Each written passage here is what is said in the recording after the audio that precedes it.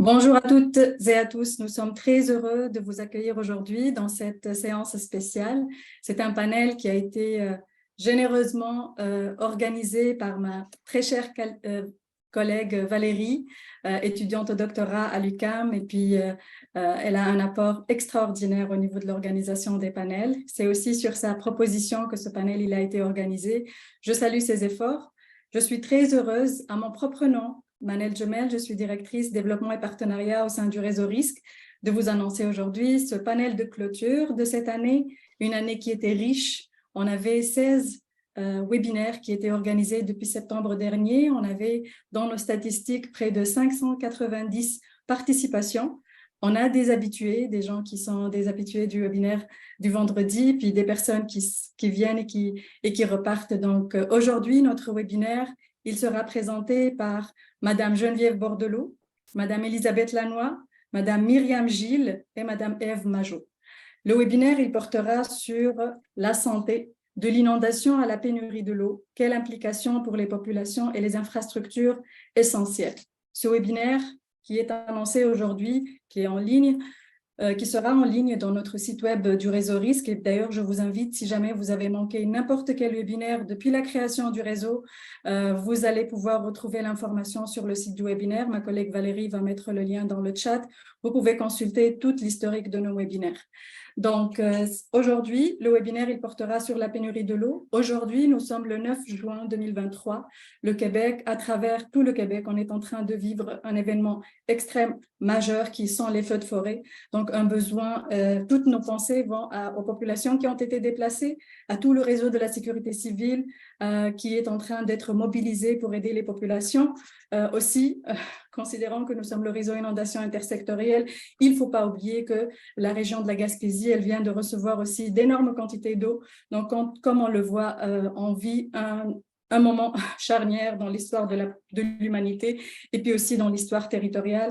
Le réseau de la santé, c'est, je pense, celui qui est le gardien de notre bien-être et de notre santé. Donc, c'est pour ça qu'aujourd'hui, Madame Geneviève Bordelot, professeure, chercheur à l'Institut national de la recherche scientifique, le Centre Eau, Terre et Environnement à Québec, qui va faire partie de ce panel-là. Elle va nous présenter, elle se spécialise dans l'étude de la qualité des eaux souterraines. Ces projets qui se déroulent notamment au Québec, dans l'Ouest canadien et en Afrique, portent autant sur la caractérisation de la qualité de l'eau souterraine que le cas de contamination lié aux enjeux précis comme les changements climatiques et le développement énergétique.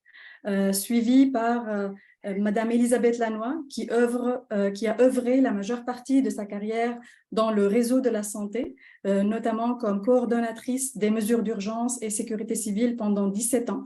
Depuis 2017, Madame Lannoy, elle possède son entreprise de consultation en gestion des risques et résilience et joue un rôle conseil senior auprès des grandes organisations. Elle offre un soutien dans la mise en place des différents mécanismes d'urgence, de la formation, du mentorat, de l'analyse d'impact des vulnérabilités, de l'accompagnement lors des sinistres et plus encore. Ensuite, Madame Myriam Gilles, elle est titulaire d'un diplôme d'études supérieures spécialisé en gestion des risques majeurs de l'UQAM. Myriam possède un parcours multidisciplinaire au sein de l'organisation publique et privée, tant en France qu'au Québec. Depuis la pandémie, elle travaille en tant que conseillère en mesures d'urgence en sécurité civile au sein du réseau de la santé et des services sociaux. Et à la fin et non la moindre, Madame Ève Majot, gestionnaire au CISS de la Montérégie Centre et travaille dans le réseau de la santé et des services sociaux depuis plus de 5 ans, possédant une vaste expérience en gestion de crise, notamment grâce à son parcours en communication. Elle est détentrice d'un baccalauréat en relations publiques et d'un diplôme d'études supérieures spécialisées en gestion des risques. Elle poursuit présentement ses études à l'ENAP, à la maîtrise en administration publique, profil gestionnaire. Je suis très heureuse d'accueillir ces 4 dames qui vont nous partager leur expérience aujourd'hui. Je les remercie à mon propre nom et au nom de tout le réseau Risque d'avoir accepté notre invitation. Je vous souhaite une excellente conférence. Je vous avise que la conférence dure 1h30 et que vers 13h30, on va faire le tirage au sort pour un gagnant ou une gagnante d'une copie de notre ouvrage collectif les inondations au Québec, un ouvrage qui couvre toute l'expérience vécue au Québec depuis les inondations 2017 et 2019, sous la direction de professeurs Thomas Buffin-Bélanger, Daniel Maltais et le professeur Mario Gauthier. Bonne conférence. À vous, mesdames, la parole. Bonjour, donc c'est moi qui vais commencer. Je vais commencer par vous partager mon écran. Je tente de le mettre plein écran. Voilà, un petit instant. Bon, est-ce que vous voyez plein écran? Non, là, on voit encore ton volet. Est-ce que quelqu'un peut me dire si vous voyez Pas encore, pas encore.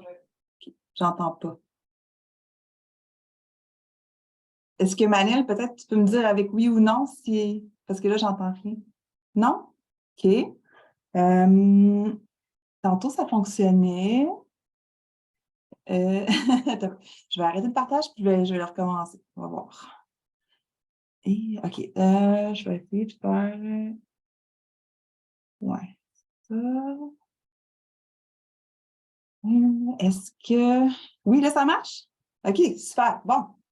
Donc, bonjour, mon nom est Geneviève Bordelot, je suis professeure au Centre Eau, Terre, Environnement de l'INRS à Québec et je vais vous dire, je suis la personne ici qui n'est pas du tout experte de la santé. Donc, mon expertise, c'est vraiment la qualité des eaux souterraines, mais comme les eaux souterraines servent à l'approvisionnement en eau potable, il y a un lien qui est très évident avec la santé. Donc, moi, aujourd'hui, je vais vous faire plutôt une introduction sur justement d'où est-ce qu'elle vient notre eau potable. Mais en fait, je vais vous montrer ça. Ah ouais, c'est drôle, là, ça ne marche pas. Moi, c'est moi que ça ne marche pas. OK, bon. OK, donc, d'où est-ce qu'elle vient notre eau potable, première des choses? Puis ça va être différent selon qu'on est en milieu urbain ou en milieu rural. Ensuite, on va voir c'est quoi les eaux souterraines, en fait, parce que ce n'est pas quelque chose qu'on apprend à l'école généralement, à moins d'être allé à l'université spécifiquement dans ce domaine-là, mais c'est plutôt rare. Ensuite, on va voir comment ils interagissent, les eaux souterraines et les eaux de surface, parce que c'est deux compartiments qu'on regarde souvent séparément avec des experts complètement séparés, mais elles sont en interaction. Donc, l'interaction habituelle qu'on va regarder, mais une interaction aussi en cas d'inondation qui peut être différente. Et puis, finalement, on va voir comment notre eau potable, elle peut être vulnérable aux inondations. Donc, on va voir quel type de contaminants ça pourrait impliquer. Puis, on va parler de deux projets. En fait, j'ai un projet à Madagascar puis un au Québec sur ce sujet-là, mais on va parler surtout de celui à Québec. Donc, si on commence par cette eau potable-là qu'on boit dans nos robinets, en fait, elle vient de où? Au Québec, ça peut provenir des eaux de surface, donc des lacs, des rivières. C'est le cas pour 10 du territoire environ, mais 80 de la population. Ce que ça veut dire, c'est qu'en fait, c'est principalement dans les grandes villes. Donc, Québec, Montréal, les autres grandes villes vont s'approvisionner vraiment principalement dans les eaux de surface. C'est là qu'il y a le plus de gens qui habitent. Donc, la majeure partie de la population est approvisionnée en eau de surface, alors que sur le territoire, en fait, c'est assez peu de superficie. Et puis, si ça ne provient pas des eaux de surface, bien, ça provient des eaux souterraines. Et là, on a la relation inverse. En fait, c'est environ 90 du territoire, donc tout ce qui est en dehors des grands centres urbains, et c'est seulement 20 de la population environ. Mais, ceci étant dit, la qualité d'eau souterraine serait estimée à environ 10 fois supérieure à la quantité d'eau qu'il y a dans les lacs et les rivières. Puis ça semble un peu contre-intuitif parce qu'on ne la voit pas, elle est sous nos pieds, elle est invisible. Hein? Donc, on a tendance à penser que la plupart de l'eau douce, elle est dans les lacs et les rivières, mais ce n'est pas le cas, c'est vraiment dans les eaux souterraines. Puis, cette eau souterraine-là, elle est normalement, de façon générale, de meilleure qualité que les eaux de surface parce qu'elle est filtrée naturellement par la matrice géologique. Donc, elle est généralement de bonne qualité, à moins qu'il y ait une contamination qui vienne de façon naturelle de la matrice géologique. Il peut y avoir des métaux, mais de façon générale, elle est de bonne qualité. Puis, elle est moins bien connue, évidemment, que les eaux de surface, puisqu'on ne la voit pas. Elle est un peu plus difficile à aller chercher aussi que de juste pomper dans un lac ou une rivière. Donc, quand on est en milieu urbain, outre le fait que c'est principalement les eaux de surface, c'est qu'on a des réseaux publics de distribution aussi pour approvisionner autant les villes, les moyennes, les grandes villes, que les cœurs, les noyaux villageois. En fait, dans les plus petites villes, souvent dans le village, on a un petit réseau de distribution là, pour le cœur du village. Puis c'est ça vient principalement des eaux de surface. Donc, tu sais, c'est facile à aller chercher. Il y a une grande quantité qui est disponible, elle est très visible. Par contre, elle a besoin de plus de traitement parce qu'elle n'est pas filtrée par la matrice géologique, puis elle est exposée en fait à tous les canards qui vont sur le lac et peu importe les sources de contamination aux environs.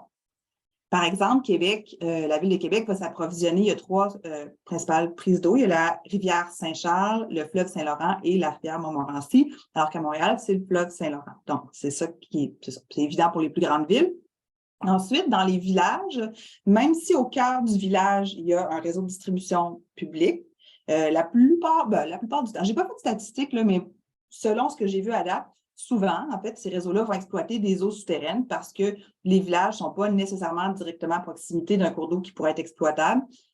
Puis, c'est pour distribuer sur une pas trop grande population, c'est quand même assez facile et surtout, ça a besoin de moins de traitement. Parce qu'une grande ville comme Québec, Montréal vont avoir des usines de traitement des eaux potables très, très développées, très fancy, mais ça ne peut pas être accessible à des plus petits villages. Donc, si on prend la source d'eau souterraine, on a des chances de devoir pas mal moins la traiter.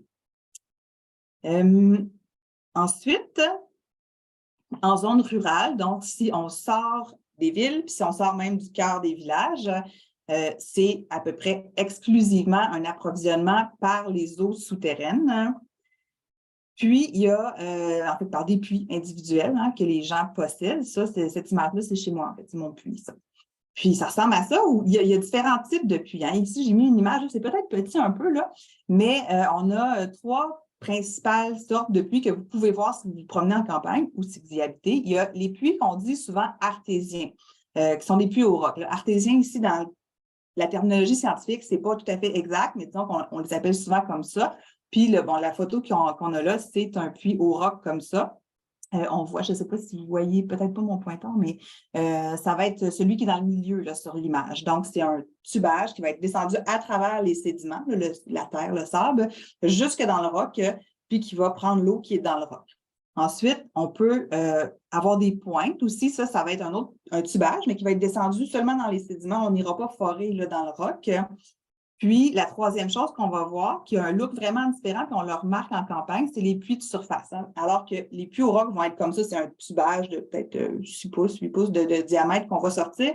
Les puits de surface, on les voit, c'est des gros cercles de béton avec un couvercle de béton. Puis ça, c'est enfoncé dans le sol aussi, puis ça va chercher l'eau qui est dans le sol. Donc, c'est les différents types de puits qu'on retrouve là, dans les zones plus rurales. Puis, c'est ça, c'est que les gens, ils sont responsables de faire tester eux-mêmes la qualité de leur eau. On recommande de la tester 2 fois par année, mais honnêtement, je connais personne qui fait ça. Ça coûte cher. Déjà, les gens ne savent même pas pourquoi, pour quels paramètres la faire tester. C'est quelque chose qui est vraiment pas connu. Ça semble être une boîte noire. On prend un test d'eau, on l'envoie au labo, mais en fait, les gens, souvent, ne savent même pas qu'il faut qu'ils demandent des choses spécifiques au labo.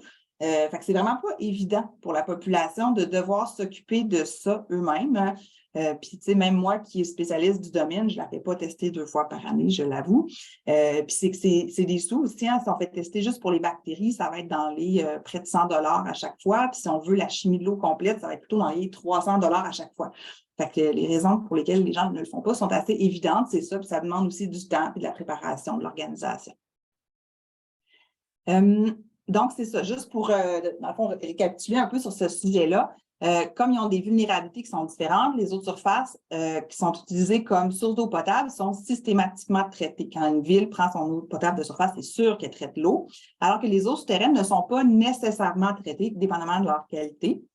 Puis, contrairement aux eaux de surface qui peuvent être compartimentées en bassins versants. Un bassin versant, c'est, dans le fond, si on voit ici sur l'image, toutes les montagnes, toute l'eau qui va tomber comme du côté intérieur là, de ces montagnes-là vers la rivière va se retrouver éventuellement dans la rivière. Ça, c'est un bassin versant.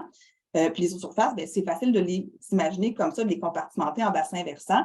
Alors que les eaux souterraines, ça va faire aussi partie des bassins versants, mais il y a différentes profondeurs d'eau souterraine. Puis plus on va profondément, plus on est dans des bassins versants qui sont imbriqués les uns dans les autres. Tu sais.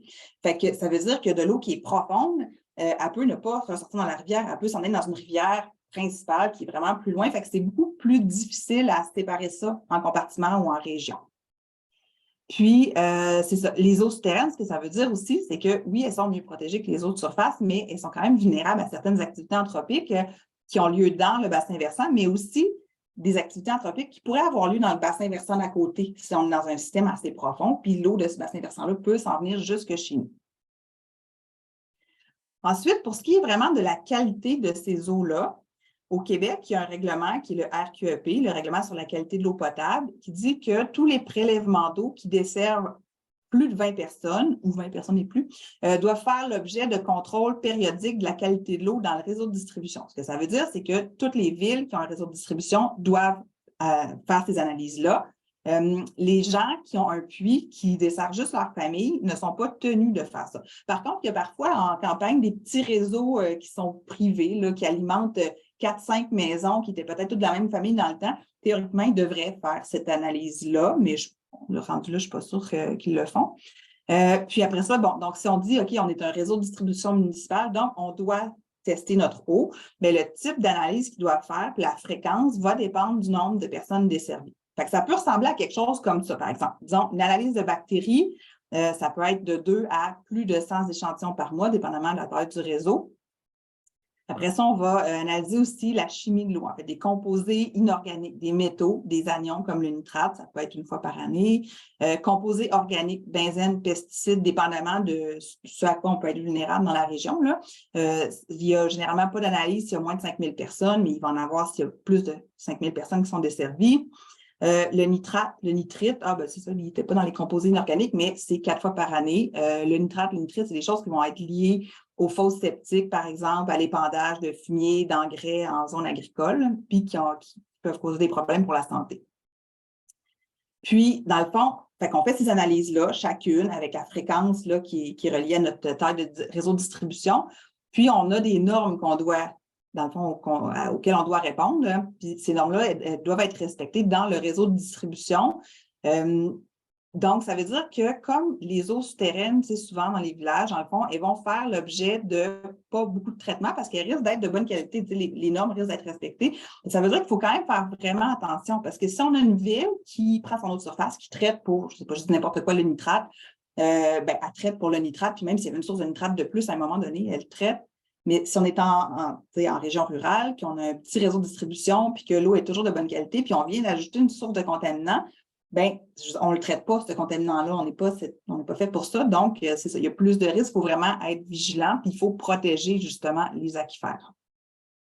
Puis c'est ça, c'est encore plus vrai justement dans les régions rurales où les propriétaires de puits privés sont responsables de faire leurs analyses, mais qu'il y en a très peu qui sont faits, surtout pour les paramètres chimiques, surtout pour les pesticides. Par exemple, si je veux dire, une analyse de pesticides dans l'eau, c'est plus de 1 000 évidemment, il n'y a personne qui va faire ça. Donc, si on est à côté de, je ne sais pas, moi, un agriculteur ou quelque chose comme ça, c'est ça, on est plus vulnérable, puis on ne va pas en tant que personne individuelle faire cette analyse-là, généralement.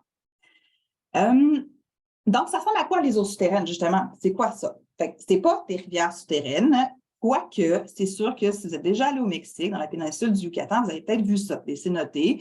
C'est magnifique, c'est une des plus belles choses que j'ai vues de ma vie.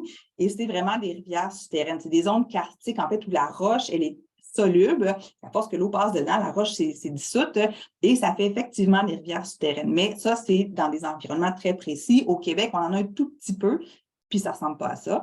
Mais c'est ça, généralement, ce n'est pas ça du tout qu'on a.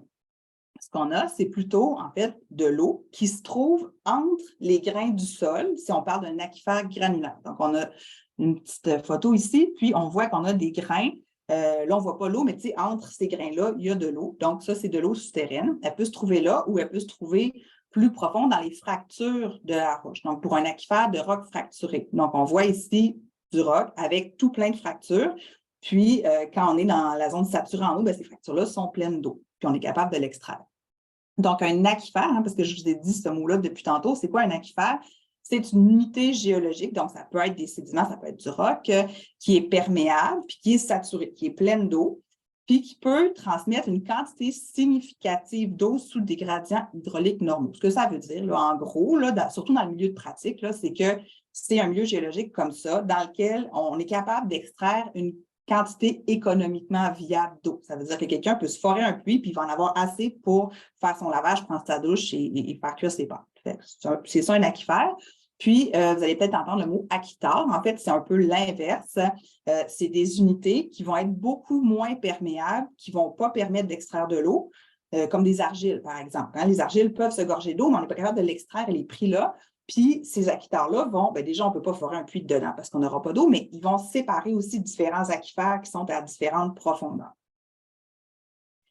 Puis ensuite, c'est ça, si ici, on voit justement là, une coupe avec la surface du sol, on a un premier aquifère en bleu ici, on a un aquitar, une couche confinante en brun, on a un autre aquifère, puis un autre aquifère après ça. Puis, dans le fond, c'est quoi la dynamique là-dedans? C'est qu'il y a des précipitations, soit la pluie, la fonte des neiges, ça va s'infiltrer verticalement dans le sol. C'est ce qu'on appelle la recharge de l'aquifère. Ça va passer à travers les matériaux granulaires, le sable, le limon, le gravier. Puis, ça va se rendre jusqu'à la nappe phréatique. Là, c'est là qu'on est saturé en eau. Puis, cette première nappe-là, on va dire que c'est une nappe libre. Elle n'est pas confinée, elle est directement, dans le fond, ouverte à l'atmosphère à travers le sol. Donc, on peut la recharger directement avec la pluie. Puis, une fois que cette eau-là, elle a transité verticalement, elle est rendue dans la phréatique, là, elle commence à s'écouler de façon latérale vers son exutoire, donc vers un cours d'eau, généralement une rivière qui est au centre de la vallée. Puis, c'est un point de résurgence, on va dire. Puis, c'est ça, il peut y avoir d'autres aquifères en dessous. Comme on voit sur l'image ici, là, le premier aquifère en haut, l'eau qui s'infiltre là, va rentrer dedans, va aller s'écouler jusque dans la petite rivière qu'on voit, alors que le deuxième aquifère, là, celui qui est en sandwich dans le milieu, il va pas ressortir, l'eau ne va pas ressortir dans cette rivière-là. C'est probablement un système plus profond qui s'infiltre plus en amont dans les montagnes, puis qui s'en va faire résurgence peut-être dans le fleuve Saint-Laurent, par exemple. Puis, donc, c'est ça, l'aquifère qui est libre, qui est non confiné, il va se recharger plus rapidement parce que la pluie peut le recharger directement. Mais le désavantage, l'avantage, c'est qu'on a plus d'eau. Le désavantage, c'est qu'il est très vulnérable à la contamination parce que si on avait quelque chose à la surface du sol, on a infiltré de l'eau dedans, on vient de l'envoyer dans notre eau souterraine. Donc, c'est ça, il est plus susceptible à la contamination anthropique. Par contre, il ne faut pas oublier que même les aquifères plus profonds qui ne sont pas susceptibles à ça sont susceptibles à une contamination naturelle. On peut avoir de l'arsenic, on peut avoir du cadmium dans nos minéraux qui vont faire que notre eau ne sera pas potable, mais c'est naturel, c'est comme ça, c'est la roche. Puis ensuite, c'est ça. Une fois qu'on comprend ça, dans le fond, comment on fait pour la protéger, notre eau? Dans les municipalités qui ont un réseau de distribution comme ça, ils ont encore là des étapes à suivre puis des normes à respecter. Puis ça, c'est un autre règlement. Tantôt, c'était le RQEP, c'est le règlement sur la qualité. Là, c'est le RPEP, c'est le règlement sur le prélèvement des eaux et leur protection, qui dit que dans le fond, toutes les municipalités qui ont un réseau qui dessert plus de 500 personnes doivent établir des aires de protection. Ça veut dire que c'est des zones alentour de leur puits d'approvisionnement en eau dans lesquelles ils ne peuvent pas faire n'importe quoi. Donc, on a 3 aires de protection. La première, si on regarde, qui est le cercle, le rouge le plus foncé autour du puits, le puits étant le truc gris, c'est une aire de 30 mètres, puis en gros, on ne peut rien faire dans cette aire-là. Après ça, on a une aire de protection intermédiaire qui va être, dans le fond, la manière dont ils établissent ça, c'est qu'ils calculent un temps de transport. Ils font un modèle, puis ils calculent combien ça prendrait de temps à une particule d'un contaminant qu'on met là à un endroit pour qu'elle se rende jusqu'à notre puits. Puis si ça prend moins de 200 jours, on est à l'intérieur de l'aire intermédiaire pour les bactéries, puis 550 jours pour les virus, parce que les bactéries vont, dans le fond, s'inactiver plus rapidement que les virus. Donc, il faut vraiment dire, OK, si je ne peux pas mettre du fumier, par exemple, à un endroit que ça prend juste 100 jours au virus ou à la bactérie à se rendre au puits municipal. Puis après ça, on a une aire de protection éloignée. Ça, ce n'est pas une question de jour, mais c'est vraiment tout, disons, la section de bassin versant. En fait, toute la section à partir de laquelle n'importe quelle eau qui va tomber là va se retrouver un jour à notre puits. Puis, c'est ça, les choses qu'on a le droit de faire dans chacune de ces aires-là vont varier selon le type d'aire. C'est supposé, dans le fond, de permettre de protéger la source d'eau potable pour le village, la petite ville. Ensuite, pour les puits individuels, on n'a pas ce concept-là d'aire de protection, numéro 1, 2, bon. Mais on a quand même des normes à respecter aussi, évidemment. Fait que, le puits, si on veut se construire une maison, on veut se forer un puits, il ne peut pas être à moins de 15 mètres du système étanche de traitement des eaux usées de la fosse septique. En campagne, on a des installations autonomes. Fosse septique qui est une fosse en béton, il y en a en métal, dépendamment là, aussi des âges. Ça, c'est pas supposé de couler, ça va être étanche. Puis ensuite, on a des tuyaux qui partent, qui s'en vont dans des tuyaux perforés. Généralement, il y a différents types de systèmes, là, mais généralement, des tuyaux perforés. Puis là, ce qui s'en va là, dans le fond, les eaux usées domestiques vont s'infiltrer dans le sol, puis vont être purifiées dans le sol. Donc, la partie fosse septique qui est supposée être étanche, on ne peut quand même pas être 15 mètres de distance ou moins, parce qu'il faut quand même être sûr si jamais il y avait une fuite. Puis à 30 mètres du système non étanche. Donc, la partie champ d'épuration, là, que c'est des tuyaux perforés, que l'eau s'infile dans le sol, il faut être à plus de 30 mètres de ça. Sauf que ces histoires-là d'installation septique autonome, ça a été développé au départ pour des zones vraiment rurales où les gens habitaient là, très, très loin les uns des autres. Aujourd'hui, en campagne, ben, on a souvent des plus petits terrains. On n'a pas nécessairement la distance possible pour refaire une installation septique ou un puits. Donc, on peut sceller le puits puis diminuer la distance comme ça. Fait qu'il va y avoir aussi des normes là, par rapport à une aire de compostage, surtout si on est près des agriculteurs, par exemple, installation d'élevage, stockage de fumier, de lisier. Il y a des distances comme ça à respecter, évidemment. Puis, on ne peut pas le mettre dans une plaine inondable non plus, dont la récurrence est de 20 ans. Dans le fond, sauf que si on veut remplacer un puits qui était déjà dans une plaine inondable, on peut, mais il faut le sceller. Donc, avec toutes ces normes-là, est-ce que nos puits risquent d'être contaminés? Ben, ça se peut que oui, quand même. Tu sais, les normes sont strictes au Québec, sont tout à fait adéquates, mais il y a plusieurs puits qui sont là depuis 30 ans, 40 ans, qui n'étaient pas selon ces normes-là. Il y a des puits de surface, hein, ceux que j'ai dit, les gros trucs de béton, là, qui sont dans l'aquifère très superficiel, sont vulnérables à tout ce qui se passe à la surface. Puis même dans les puits là, plus profonds, super bien faits, on ne peut jamais empêcher une contamination qui arrive de côté par l'aquifère, parce que c'est ça le but d'un puits, c'est de prélever l'eau de l'aquifère. Fait que, tu sais, les contaminants qu'on peut avoir, ça peut être des bactéries, des virus, des fertilisants, comme le nitrate, par exemple, tout ce qui a été mis à la surface du sol ou tout ce qui était dans la fosse septique. Puis, finalement, mais c'est quoi le rapport avec les inondations? Bien, c'est qu'il faut comprendre que les eaux souterraines sont en interaction avec les eaux de surface. Hein. Ici, on a comme 3 modèles. Dans le fond, les eaux souterraines, comme on a vu, ils s'infilent dans l'eau topographique, ils s'en vont vers un cours d'eau qui est dans le milieu. Donc, généralement, à des endroits comme au Québec, c'est les eaux souterraines qui vont se déverser dans les eaux de surface. Puis quand ça arrive, pourquoi ça ressort dans les eaux de surface? C'est que l'eau souterraine, elle s'en va comme ça d'un côté du bassin versant. De l'autre côté du bassin versant, elle fait la même chose. On arrive dans le milieu, il y a le cours d'eau, mais là, les 2 masses d'eau se rencontrent, elles ne peuvent pas continuer leur chemin. Elles remontent dans le cours d'eau comme ça. Fait que c'est ça. Fait que comme au Québec, on a assez d'eau, généralement, c'est les eaux souterraines qui s'en vont dans les eaux de surface. Dans les zones plutôt arides, ça peut être l'inverse. Hein? Surtout si on a pompé beaucoup l'aquifère, on peut avoir une rivière qui va couler puis qui, elle, va se déverser dans les eaux souterraines. Puis ça peut même être déconnecté là, quand le niveau de l'aquifère descend vraiment plus bas. Voilà.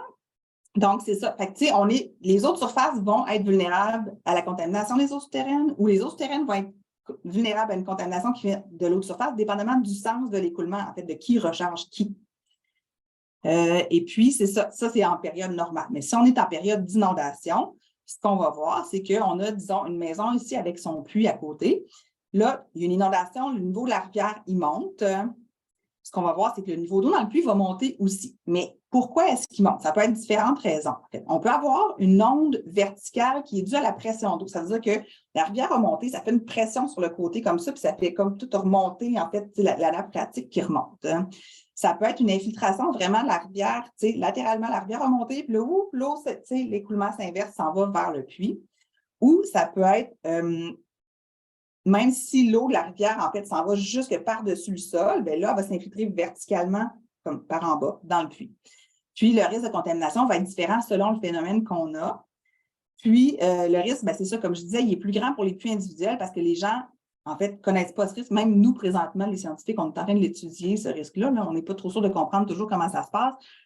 Donc, c'est ça. Fait que, si on ne fait pas tester notre eau, on ne sait pas qu'elle peut être contaminée dans ces cas-là. Fait que c'est quoi, en fait, les risques de contamination? Ça va varier selon le phénomène. Si on avait dit on avait une onde verticale, donc c'est la nappe phréatique qui monte, bien, on n'aura pas de contamination à moins d'aller submerger notre installation septique, notre fosse septique qui est à gauche, là, qui, elle, est supposée être dans une zone non saturée, donc dans le sol qui n'est pas gorgé d'eau. C'est comme ça que ça fonctionne. Les bactéries qui sont là-dedans, ils ont besoin de l'oxygène comme ça pour fonctionner. Si on va la submerger, on risque de vraiment contaminer notre puits. Après ça, si on a plutôt une infiltration latérale de l'eau de rivière à travers l'aquifère, on va avoir une contamination par l'eau de la rivière. Puis là, ça va dépendre si l'eau de la rivière elle est contaminée avec quelque chose ou pas. Puis on peut avoir une contamination par les installations septiques aussi si le niveau a monté assez haut, là. Puis finalement, si c'est le sol qui est vraiment submergé par l'eau puis que là, l'eau rentre, on va avoir une contamination par les installations septiques encore là et par tout ce qui se trouvait à la surface du sol. Hein, si on se trouvait à avoir un contenant d'essence, par exemple, qui peut se déverser, parce que justement, une fois qu'il y a des inondations, il y a pas mal de choses qui bougent. Donc, en fait, les questions qu'on se pose présentement, on comprend conceptuellement qu'est-ce qui peut contaminer quoi, mais on ne sait pas jusqu'à quelle distance du cours d'eau, latéralement, plus on s'éloigne du cours d'eau, que la contamination pourrait se rendre. Puis non, on ne sait pas non plus combien de temps elle peut perdurer, parce que si on rentre des bactéries dans notre puits, puis dans les environs de notre puits, bien, combien de temps elles vont rester là, les bactéries, en s'accrochant au sol puis en risquant de revenir dans le puits? Fait que c'est ça qu'on essaie d'étudier à travers 2 projets de recherche que je mène présentement. Il y en a un qui a lieu à Madagascar, mais lui, je ne vais pas parler de lui, je vais parler de celui qui est au Québec, qui est financé par le RIS et Ouranos. L'idée, c'est d'éventuellement formuler des recommandations pour pouvoir protéger la santé des citoyens. Donc, ce projet-là de RISC et Ouranos, on a 2 secteurs d'études. On a Stoneham et Tewksbury, qui est juste au nord de la ville de Québec. Et on va avoir éventuellement Saint-Gilles, qui est en démarrage, qui est sur la rive sud de Québec, dans le Binière. Donc, on a choisi des sections de rivières qui étaient évidemment sujettes aux inondations parce que c'est un projet de 2 ans. Puis, c'est pas qu'on espère qu'il y ait des inondations. On espère un peu qu'il y ait des inondations parce que sinon, ça ne donne rien le projet. Mais sinon, on aura toujours une base de données. Puis je pourrais dire, plus tard, si jamais il y a une inondation, on ira, on retournera. Mais en fait, on a déjà, à Stoneham, on a débuté, puis il y a déjà eu une inondation, donc on est quand même correct pour le projet. Puis c'est ça, on a choisi des sections qui, dans le fond, qui avaient des puits individuels, qui pouvaient avoir des âges variables, dans des maisons récentes, là, avec des puits aux normes, des vieilles maisons avec des puits qui sont plus aux normes, ou des puits de surface. On voulait voir aussi, est-ce qu'il y a des installations septiques autonomes ou pas, parce que des fois, dans les villages, il peut y avoir aussi des réseaux d'égouts, puis là, on a moins de risques de contamination. Et pour ce projet-là, on dépend de la motivation des résidents. Nous, on n'oblige pas personne, on passe, on a un certificat d'éthique pour le travail avec les êtres humains, on a tout un protocole à suivre pour aller recruter les gens, puis on leur donne des lettres pour leur expliquer le projet, puis après ça, c'est à eux de nous appeler pour dire s'ils veulent participer ou pas. Mais heureusement, à Stoneham, on a commencé ça au printemps là, à recruter, puis ça a bien été. Puis ce qu'on a besoin de faire chez eux, c'est d'échantillonner jusqu'à 20 à 30 fois sur 2 ans. C'est quand même un peu engageant pour eux. Ils peuvent décider de nous laisser y aller sans être là. Ça, c'est à leur choix. Là. Donc, ça ne demande pas nécessairement beaucoup de temps, mais quand même, c'est une implication. Puis, on y va en période sèche, peut-être 1 fois par mois environ, mais quand il pleut, puis qu'il y a une inondation, une crue de cours d'eau, on va y aller peut-être à peu près aux 2 jours. Fait que ce qu'on leur explique au départ, c'est qu'on comprend que c'est une période stressante pour eux. S'il y a une inondation, qu'ils ont des dommages sur leur maison, ça leur tente peut-être pas tant que ça de nous voir aller échantillonner leur eau, mais c'est de cette manière-là seulement qu'on peut réussir à comprendre leur vulnérabilité puis aller les aider. Puis honnêtement, là, à date, j'ai été vraiment étonnée. Je suis allée, la photo qu'on voit là, c'est à Stoneham, le 1er mai. J'avais de l'eau au milieu des cuisses dans la rue. Les gens étaient zen, ils étaient comme vraiment relax parce qu'ils habitent dans un endroit qui est inondé et inondable et ça arrive à peu près aux 2 ans. Je les ai trouvés tellement relax, j'étais super étonnée. Puis en fait, c'était comme vraiment intéressant d'un point de vue humain aussi de voir leur perception de ça. Puis, évidemment, en contrepartie, on leur donne tous les résultats de la qualité de leur eau gratuitement, ce qui vaut plusieurs centaines de dollars. Fait que ça, c'est 2 photos de Stoneham. Là, à gauche n'est pas une rivière. Hein, c'est un terrain qui, normalement, n'est pas du tout submergé. Puis à droite, c'est la rue, celle dans laquelle j'avais de l'eau jusqu'au milieu des cuisses. Puis c'est ça. Ça, c'est un peu un schéma de la rivière. Les points rouges, c'est les endroits où on échantillonne les eaux souterraines, les puits des gens. Puis on a 2 petits points verts à chaque bout. On échantillonne la rivière aussi pour voir la qualité de la rivière. Donc, on a 13 puits, une partie en zone inondable, une partie pas en zone inondable pour comparer les 2. Puis, c'est ça, on a commencé le 1er mai, on a commencé sur les chapeaux de roue parce que la rivière a monté, puis on n'était pas préparés, mais on était allés. Puis, c'est ça, ici, on a un hydrogramme, en fait, de la rivière, là, parce qu'il y a une station de jaugeage sur cette rivière-là. Fait que, on voit les petites étoiles, les dates où on est allé échantillonner, puis les 2 petites flèches et les données qu'on a déjà pour les bactéries.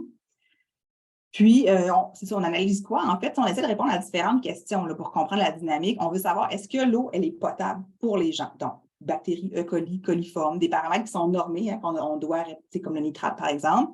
L'autre question qu'on veut savoir, c'est est-ce que la qualité de l'eau, elle change justement quand il y a une inondation? Puis, on analyse des métaux, des anions, on regarde les niveaux d'eau dans les puits, tout ça. Puis, on va essayer de comprendre qui recharge qui, l'eau souterraine, la rivière. Donc, on a d'autres indicateurs, le profil fluorimétrique de la matière organique, le radon 222. C'est tous des indicateurs qu'on utilise pour essayer de répondre à ces questions-là. Puis à date, qu'est-ce qu'on voit? Bien, au niveau de la potabilité, là, c'est ça, il y a les deux petites flèches oranges. On n'a pas les données, malheureusement, de bactéries pendant l'inondation parce qu'on n'avait pas les contenants pour, mais on les aura la prochaine fois. Mais ce qu'on voit, première des deux dates, là, tout de suite après l'inondation, j'ai mis des genres de petits pétris, là, des plats de pétri noirs, là, aux deux endroits que l'eau n'était pas potable à cause des bactéries. Puis, quelques jours plus tard, on a vraiment plus d'endroits où l'eau n'est pas potable. Pourquoi c'est après? Est-ce que ça a pris du temps avant que ces bactéries-là arrivent? Dans l'aquifère, tout bouge vraiment moins vite que dans les autres surfaces. Fait que là, on a juste deux données. Évidemment, on n'est pas capable de répondre vraiment aux questions, mais c'est le genre de travail qu'on va faire pour mieux comprendre. Puis c'est ça, ça nous dit que, là, on est déjà 2 semaines après la crue, c'est pas potable. Donc, combien de temps les gens devraient peut-être faire bouillir leur eau ou trouver une source alternative? C'est les questions qu'on se pose. Après ça, au niveau des changements, ici, on regarde juste un profil d'oxygène dissous. En fait, c'est les puits en vert, c'est dans la zone inondable. Les puits en bleu, c'est les puits qui sont vraiment plus hauts, qui ne sont pas dans la zone inondable. Puis on voit, selon les dates, là, qu'il n'y a pas eu de très gros changements. Il y a quand même une diminution. Là, on dirait qu'après la pluie, on revient à des moins grandes quantités d'oxygène dissous. Fait que c'est ça. Puis on dirait qu'on est capable de bien voir, en fait, près de la rivière, pas près de la rivière. Puis au niveau des interactions, qui recharge qui, bien là, c'est ça, on n'a pas encore beaucoup de données. Là, les mesures de radon, on n'a pas les appareils pour les faire dans tous les puits à chaque fois. Fait que ça va nous prendre beaucoup plus de données avant de pouvoir tirer des conclusions. Là, le projet, il vient de commencer vraiment sur le terrain puis avec les mesures en labo. Mais éventuellement, l'idée, c'est d'arriver à formuler des recommandations pour que les gens sachent s'ils peuvent ou pas consommer leur eau en période de crue, qu'est-ce qu'ils peuvent faire pour se protéger, pendant combien de temps. Donc, c'est ça, c'est l'idée du projet. Ça fait le tour pour moi. Super, merci beaucoup Geneviève. C'était vraiment une excellente présentation. Je ne sais pas pour vous, mais moi j'ai appris tellement. Moi qui ai déjà Moi, travaillé j'entends en pas du tout, rétablissement. Manel. Je ne sais pas si les autres l'entendent, là. Oui, oui, tout le Oui, monde OK. entend. Je pense que c'est juste pour Geneviève. Donc Partagé. j'invite tout le monde, s'il vous plaît. Est-ce que vous avez des questions? Vous pouvez juste lever la main ou écrire votre question dans le chat. Geneviève, est-ce que tu nous entends maintenant? Oui, depuis que j'ai arrêté le partage d'écran, j'entends étrangement. Super, super. Donc, je disais merci beaucoup. C'était très, très éclairant. Et aussi, le lien entre les résultats qui vont sortir de votre recherche puis le milieu de la santé, j'imagine que ça va être vraiment pertinent. C'est ça aussi, l'avantage de l'intersectorialité dans le réseau, c'est le travail collaboratif entre le milieu scientifique de terrain et puis les autres réseaux de la santé. Si on n'a pas de questions, ni écrites dans le chat, ni personne ne lève la main, on va, si vous voulez, passer à la deuxième partie de la présentation. Et ensuite, vous pouvez aussi réfléchir à vos questions pour la suite de la présentation. Donc, on poursuit avec Elisabeth, Ève et Myriam. À vous la parole, mesdames. Alors, bonjour, Manel, est-ce que vous m'entendez bien? Oui, parfait, excellent. Alors, merci de nous donner l'opportunité à Ève, Myriam et moi de vous présenter le résultat de notre démarche qu'on a effectuée auprès de 2 organisations du réseau de la santé pour justement accroître la résilience des organisations face aux risques liés à l'eau. Le mandat initial qui m'avait été octroyé par ces 2 organisations-là, dans une démarche qui était séparée et indépendante l'une de l'autre, était suite à une demande du ministère au réseau de la santé qui souhaitait que les organisations initient un projet pour identifier leurs activités critiques afin de les rendre moins vulnérables si jamais il y avait des sinistres ou quoi que ce soit. Alors, dans cette démarche-là, les 2 organisations, ce qu'ils souhaitaient faire, c'est faire via une approche de gestion de risque puis qui intégrait également les 4 dimensions de la sécurité civile pour être en mesure de répondre en fonction, si jamais il y avait des éléments afin d'assurer la réponse socio-sanitaire, mais également le maintien de leurs activités critiques.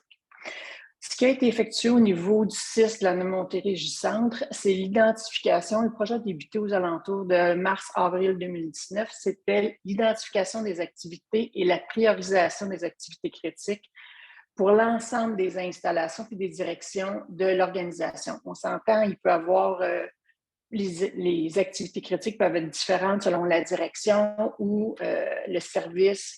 Donc, il y avait beaucoup pour ça, pour le CIS de la Montérégie-Centre, c'était à 106 activités critiques. Et qu'on a dû arrêter la démarche suite à la pandémie qui est arrivée. On a repris par la suite en 2022 Et évidemment qu'en lien avec les changements climatiques, la vulnérabilité face à l'alimentation en eau a été l'activité critique sur laquelle on a travaillé davantage. Et c'est ce que le résultat que Ève va vous présenter tantôt. Pour Myriam, au niveau du CIUSS du nord de l'île, la démarche avait également débuté, là encore en 2019, mais aux alentours de décembre 2019. On avait débuté l'identification des activités critiques, mais là encore, la COVID est survenue. Et je laisse à Myriam vous dire qu'est-ce qui est arrivé entre-temps à travers tout ça. Alors maintenant, par la suite, si on veut, attendez un petit peu, c'est ici. OK. Maintenant, en mai dernier, justement, le gouvernement du Canada a publié le profil national des risques qui démontre justement l'importance de se préparer face aux inondations parce qu'ils sont, puis une des raisons, c'est les inondations. Le danger le plus coûteux et le plus fréquent au Canada font peser sur la société dans son ensemble un fardeau économique, social et environnemental qu'on ne peut plus maintenant négliger puis décider qu'on va attendre à plus tard avant de réagir. Parce que ce qui avait également recensé dans leur étude, dans leur démarche, c'est que plus ça va aller avec les changements climatiques, la fréquence et l'intensité des inondations à travers le pays vont augmenter. Justement, en lien avec ça, en 2003, il y a une étude qui avait été mentionnée dans ce document-là. La Table ronde nationale sur l'environnement et l'économie estime que le coût annuel en inondations côtières, dont fait partie entre autres Vancouver, Montréal, etc., de 4 à 7 milliards de dollars par année. L'Institut climatique du Canada estime, tant qu'à elle, que les coûts intérieurs des inondations intérieures vont augmenter si on ne se prépare pas, là, comme on fait habituellement, on n'est pas préparé à faire face à ça. Donc, une approche réactive, ça va augmenter de 5 à 8 milliards de dollars par année d'ici 2050. Et si on dit, bien, écoutez, nous, on est juste un petit individu, un peu comme Mme Bordelot mentionnait tantôt, si une simple inondation arrivait, puisque le rapport du Centre intact d'adaptation au climat ont mentionné que pour une simple inondation du sous-sol d'un particulier, ça coûte en moyenne maintenant, à chaque inondation, 43 000 $. Et le gouvernement du Canada mentionne encore une fois que 1 $ dépensé justement dans les mesures d'adaptation permet de sauver de 13 à 15 $. Donc là, je me dis, à un moment donné, ça va finir par faire sa place, puis les gens vont comprendre l'importance de se préparer en amont et pas attendre. Puis l'autre phrase que je trouvais importante, significative dans cet élément-là, c'est la gestion des risques d'inondation nécessite une coordination de l'ensemble de la société.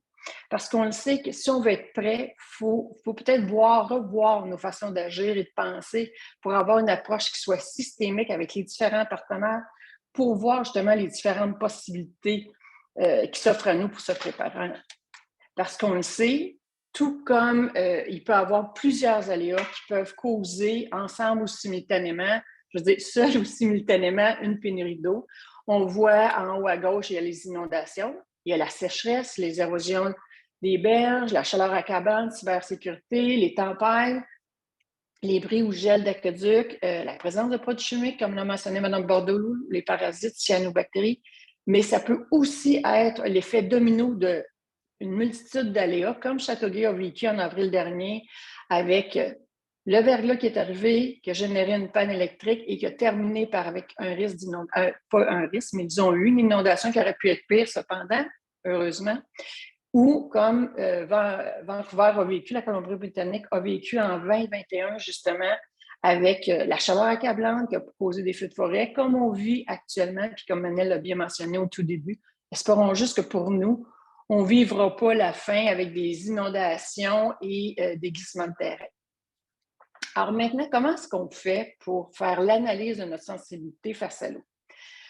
Comme dans tout processus de gestion de risque ou de continuité des activités, il faut évidemment évaluer quel est notre risque en fonction de notre milieu, quels sont les aléas susceptibles de nous affecter, mais il faut aussi également regarder quels sont les secteurs d'activité qui sont à proximité de nous. Si vous avez des entreprises qui sont excessivement énergivores en eau ou plusieurs organisations du réseau de la santé, qui, soit dit en passant, ne sont pas tous énergivores, mais plusieurs consomment, ce sont de grands consommateurs, Et également, quel est l'état de préparation de la vulnérabilité, l'état de préparation des municipalités face à une pénurie d'eau? Est-ce qu'ils s'approvisionnent dans la même source, le même cours d'eau, ou s'il y en a plusieurs? Ça aussi, ça va évaluer dans un premier temps le niveau de vulnérabilité.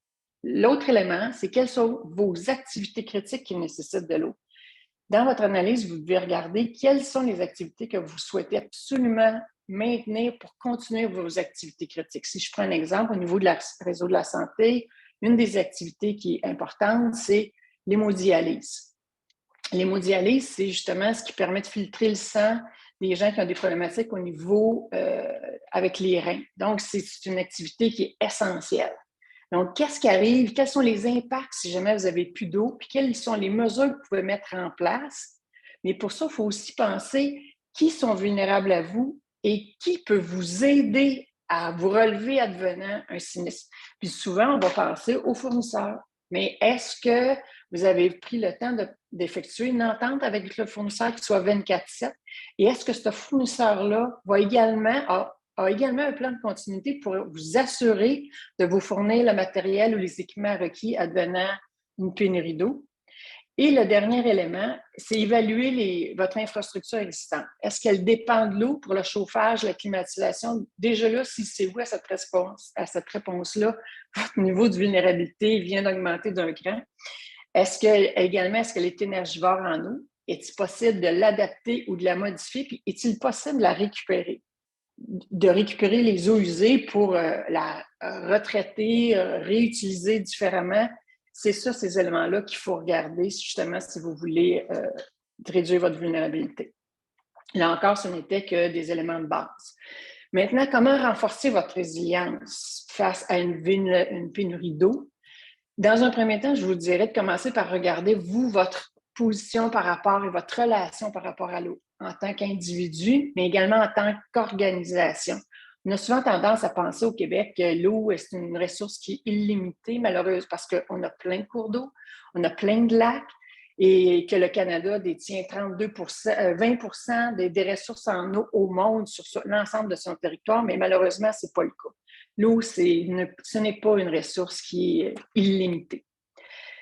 Une centre d'études d'Aquanomic, qui sont spécialisés dans le côté économique et des infrastructures, recommandait à eux, sur un horizon stratégique là, à long terme, de faire des projets en lien avec les adaptations, puis ils mentionnaient, 3 éléments. Le premier étant l'adaptation. C'est intégrer dans la résilience au nouveau projet des idées, puis de faire des idées qui soient à court terme. Mais court terme, on s'entend, c'est 10-20 ans, pas nécessairement sur une échéance de 50-100 ans parce qu'on veut prévenir pour le futur. On ne le sait pas encore, un peu comme la COVID, comment on devra réagir à travers les années.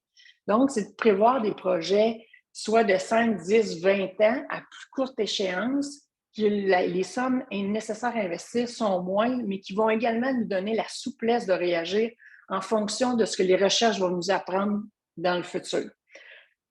Le deuxième élément, c'était l'optimisation. C'est améliorer la résilience et le rendement des infrastructures qui sont déjà existantes en fonction des découvertes qu'on a au niveau de la technologie et des données probantes. Donner un exemple par rapport à ça, l'usine de filtration des eaux usées en Ontario ont justement travaillé à regarder ça et l'étude, là, sans rentrer dans le détail, là, parce que c'était le renouvellement des actifs pour les soufflantes d'aération. Je ne connais pas trop là-dedans, mais ce qui est à retenir, c'est que cette démarche-là qu'ils ont faite d'optimisation va leur permettre une économie d'énergie qui devrait représenter 30% des actifs actuels. Fait que c'est non négligeable non plus.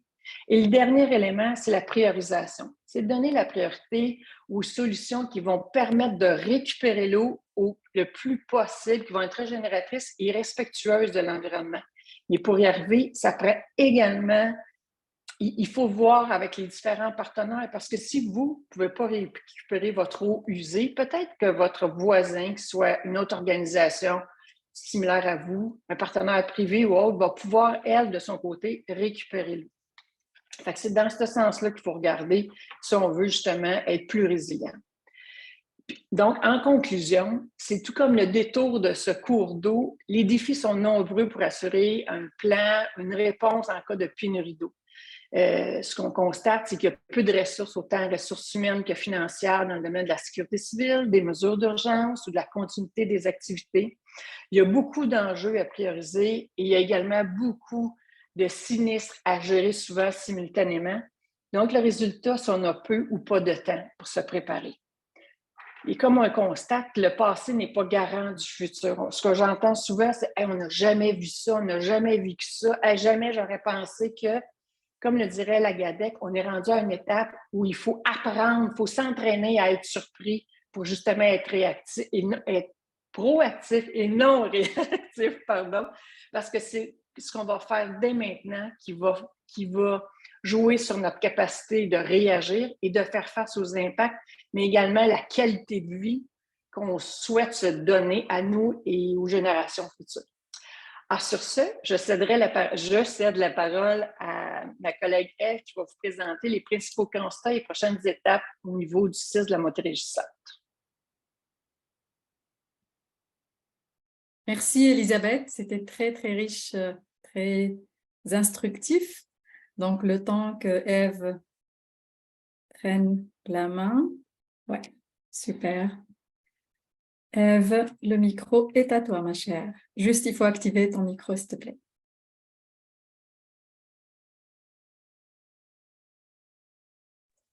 Ça ne sera pas très long, j'essaie de remettre ma présentation sur le bon écran.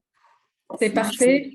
Je t'inviterai peut-être aussi à présenter vraiment, mais brièvement, qu'est-ce que ça veut dire CISSS, parce qu'on a de l'international dans le panel, puis peut-être il y a des personnes qui ne viennent pas du Québec, ne comprennent pas le contexte. À toi la parole, ma chère. Tout à fait. Je vais faire une courte introduction sur notre organisation. Donc, bonjour tout le monde. Ève Majot, je suis conseillère cadre aux mesures d'urgence et à la sécurité civile au CIS de la Montérégie-Centre. Donc, un CIS, un centre intégré de santé et de services sociaux.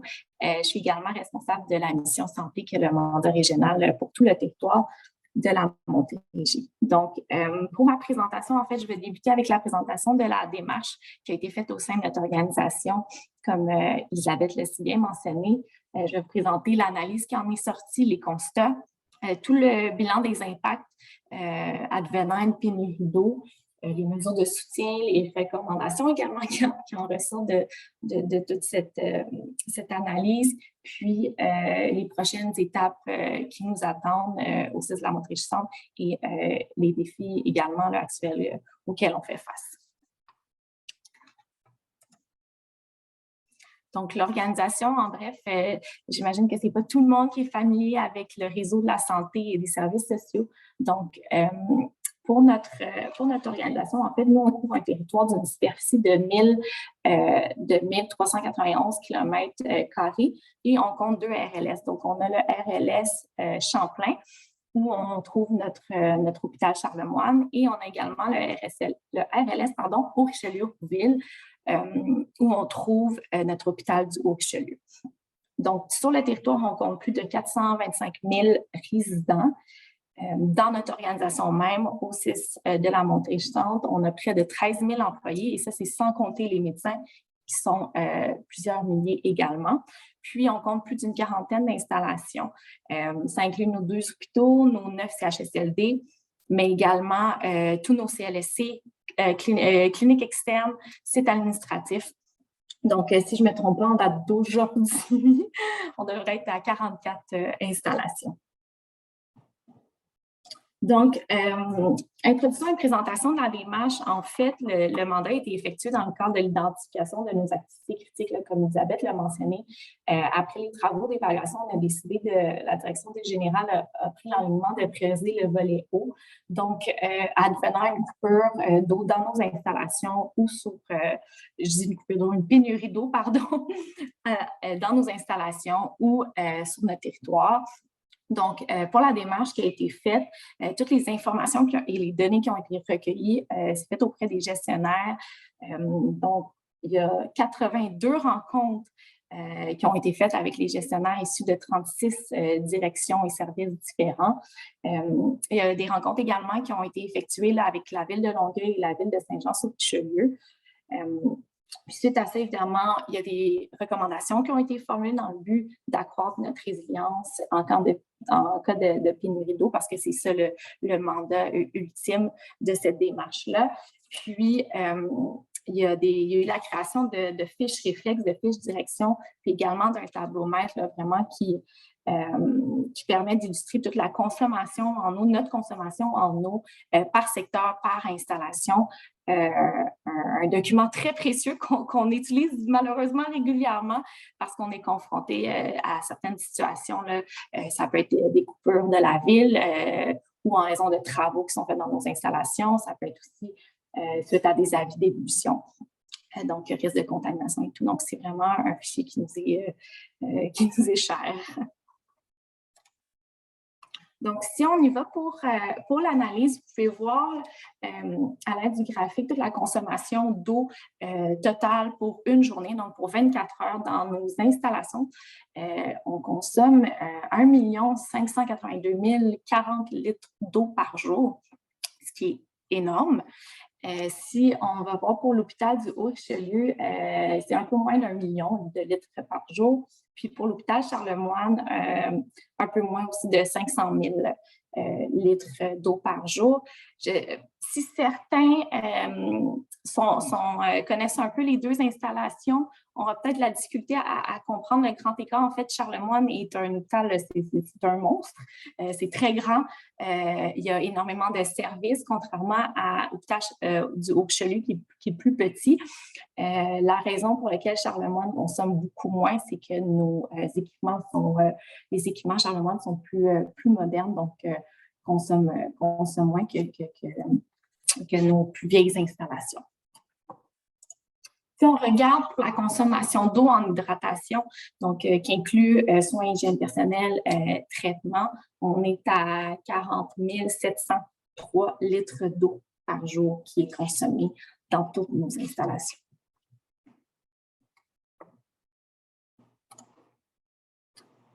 Donc, pour les constats qui en ressortent là, advenant une pénurie d'eau, il y a tout le volet de notre système de protection incendie. On fait allusion aux gicleurs. Donc, si on n'a pas d'eau, malheureusement, on a peu de pression dans le réseau des gicleurs, ce qui fait en sorte que nos bâtiments, nos occupants ne sont pas protégés en cas d'incendie.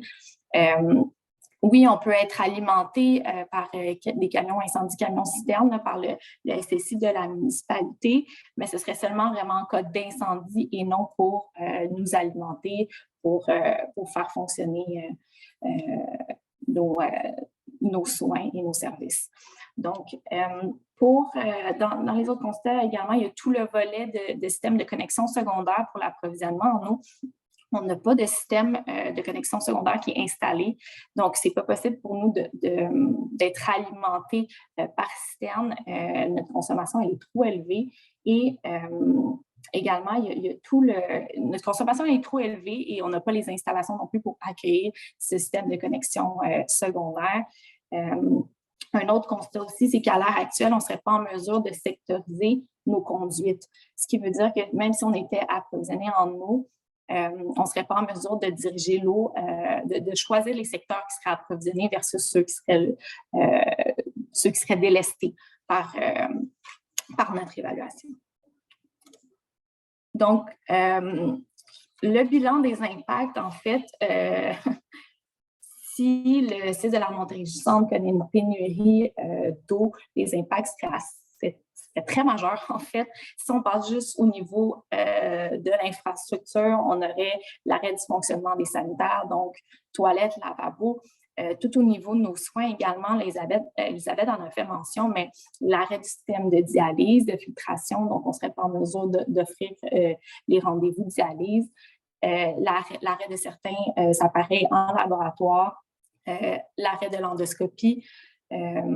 On aurait également l'arrêt de la buanderie, comme j'ai mentionné aussi, l'arrêt du système de protection incendie. Puis, il y aurait également un impact majeur au niveau du service alimentaire. Donc, on ne serait pas capable d'approvisionner en alimentation pour nos patients, nos usagers. Au niveau de la consommation, de l'hydratation, c'est sûr que si on n'a pas d'eau, notre personnel, nos usagers, nos patients pourrait se révéler déshydratation, fatigue, difficulté également à prendre la médication. Si on y va vraiment au niveau des toilettes, donc les toilettes seraient plus fonctionnelles, il y aurait des risques de débordement, de contamination, incapacité à nettoyer les bassines, les odeurs, évidemment, impossibilité à faire les prélèvements, puis évidemment, ça créerait des retards là, vraiment importants au niveau des analyses. Au niveau du lavage des mains, évidemment, si on n'a pas accès à de l'eau potable, il y a les risques de contamination qui sont très élevés, puis les infections également.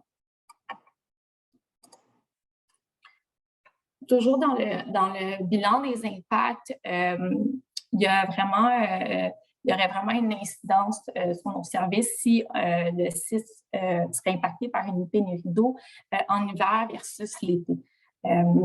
Si on connaît une pénurie d'eau en hiver, en fait, ce serait l'arrêt de chauffage de notre bâtiment parce que nos systèmes de chauffage sont alimentés en eau. Versus si on était en période estivale, la majeure partie de nos installations, la climatisation, elle est également alimentée en eau. Je ne sais pas si certains d'entre vous ont déjà mis les pieds dans un hôpital ou un CHSLD l'été en période de chaleur extrême. S'il n'y a pas de climatisation, on met à risque vraiment nos employés, nos usagers, notre clientèle, nos patients, surtout les plus vulnérables. Donc, on rencontre un enjeu assez important à ce niveau-là. Donc, à l'écran, vous voyez le graphique là, qui représente en fait toutes les municipalités de notre territoire qui nous alimentent en eau. Donc, si on regarde pour Saint-Jean-sur-Richelieu, qui nous alimente 18 de nos installations, ça représente 30%. Puis, si on regarde du côté de Longueuil, on a Brossard, on a Greenfield Park, Saint-Hubert, Saint-Lambert, qui sont approvisionnés par les usines de l'agglomération, en fait, de Longueuil. Donc, ça représente un peu plus de 50% de nos installations, d'où la raison de rencontrer ces deux municipalités lors de notre démarche.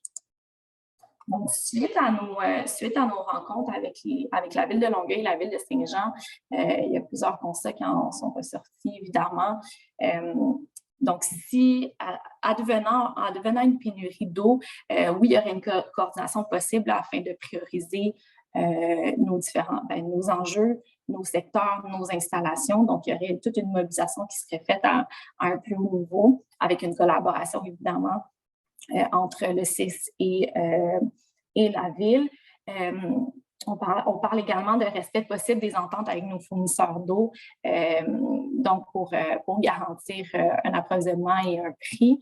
Mais quand même, il y aurait toujours une difficulté là, pour les municipalités, une grande difficulté en fait là, pour les municipalités à soutenir le réseau de la santé et des services sociaux en raison de notre énorme consommation d'eau.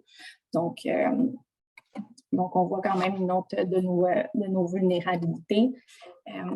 Donc, une fameuse recommandation, parce que oui, on a des recommandations, on a espoir sur certains aspects. Donc, on aimerait miser beaucoup sur la formation aux gestionnaires, tout le mécanisme d'alerte de mobilisation advenant une telle situation, une situation d'urgence, le mécanisme de coordination, donc toute la remontée, la descente d'informations, parce que oui, il y aurait une prise en charge à un niveau tactique stratégique, mais on a besoin également de tout ce qui est opérationnel, donc on a besoin de notre personnel, les yeux sur le terrain.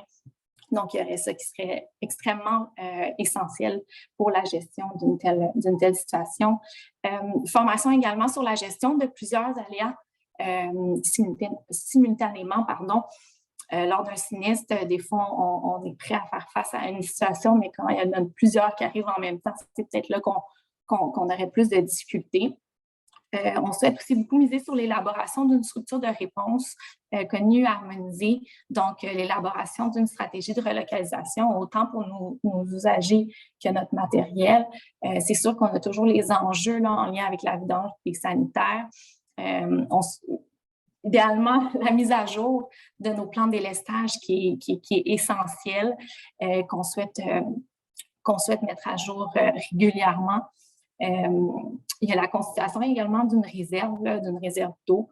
donc l'identification de certains sites qui peuvent acquérir certaines de nos réserves, puis toutes les mesures qui peuvent être mises en place là, pour soutenir les employés advenant une pénurie d'eau. Dans nos recommandations également, on avait d'effectuer des ententes avec nos fournisseurs. Là, Elisabeth l'a mentionné, je l'ai mentionné également tout à l'heure, mais pour garantir un approvisionnement, un prix, parce qu'on sait que c'est ce qui est le plus difficile en situation d'urgence. On sait que nos fournisseurs seront extrêmement sollicités, donc ça nous assure une certaine garantie. Également, d'aller de l'avant avec une étude de faisabilité. Là, tout à l'heure, je parlais de système de connexion secondaire, donc voir pour un branchement externe dans nos installations, voir si c'est possible, si c'est faisable. Voir également pour la compartimentation des conduites. J'en ai parlé là, afin de privilégier l'alimentation de certains secteurs critiques, donc où on sera en mesure de choisir certains soins qui pourraient être alimentés là, pour une priorisation. Puis, évidemment, mettre à contribution toutes les directions. On a souvent en tête les directions de soins, mais on a toutes nos directions de soutien qui pourraient bien contribuer dans une telle situation.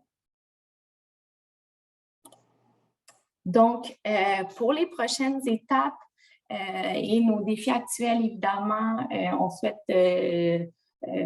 lister, si je peux dire, là, toutes nos actions qu'on veut prendre, qu'on veut déployer. Évidemment, si on est touché par une pénurie d'eau, qu'est-ce qu'on doit faire dans les premières heures, à partir de 24 heures? Qu'est-ce qu'on délaisse? Qu'est-ce qu'on redirige? Des corridors de service. Les mesures aussi, si la pénurie perdure plus de 72 heures. Également, qu'est-ce qu'on met en place si on est touché par une pénurie l'hiver versus l'été? Je vous ai mentionné, il y a des impacts différents. Évidemment, on souhaite assurer la pérennité de ce dossier-là qui a nécessité beaucoup de temps et d'amour, comme j'aime dire. C'est sûr qu'on a des défis. Il y a tout le défi monétaire. Par contre, je pense qu'Elisabeth, encore une fois, l'a bien mentionné. Oui, il y a des coûts, mais les coûts sont encore plus élevés à une inaction. Donc, on mise là-dessus.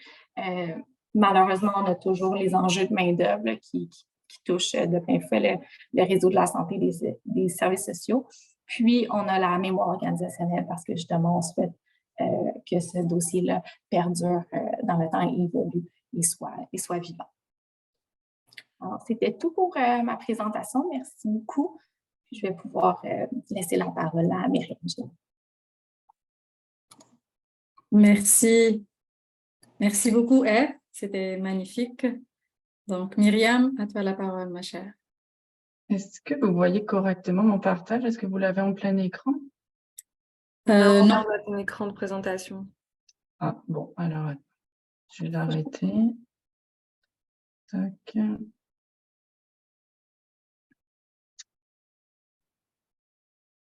Ah, ça doit être ça. C'est bon?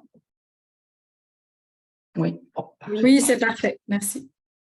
Merci pour ces deux bonnes présentations là, qui ont suivi celle de Geneviève Bordelot.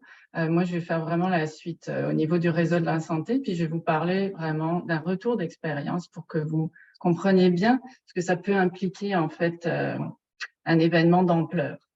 Donc, je vais vous parler en fait de l'incident qui a eu lieu à l'usine de traitement d'eau potable Chargy-des-Baillets, qui est située à Montréal le 1er novembre 2021.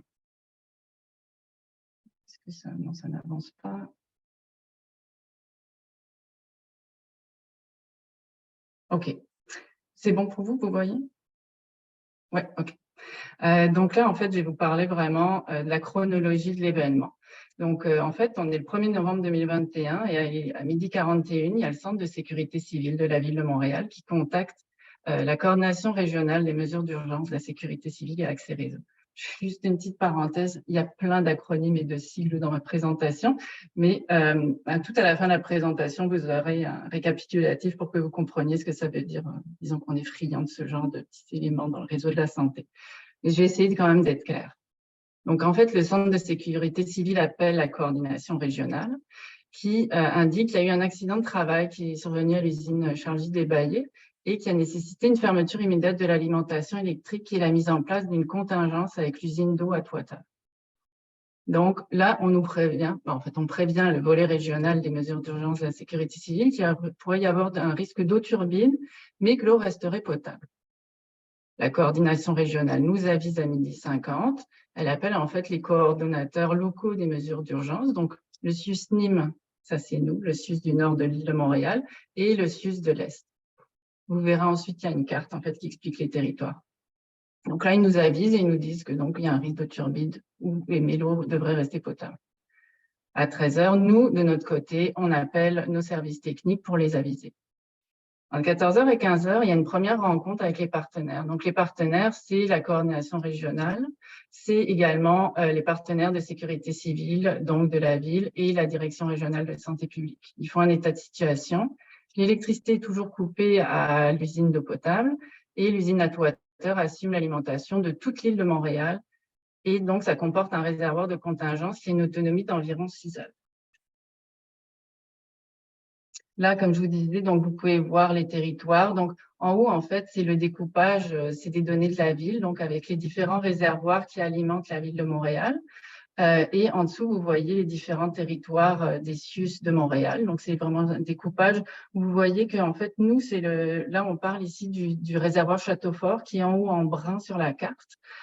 Et donc, vous voyez que finalement, ça se recoupe beaucoup avec le territoire du SUS du Nord, quasi en intégralité, et un petit peu celui de l'Est. Et il y a aussi d'autres installations pour l'ouest de l'île.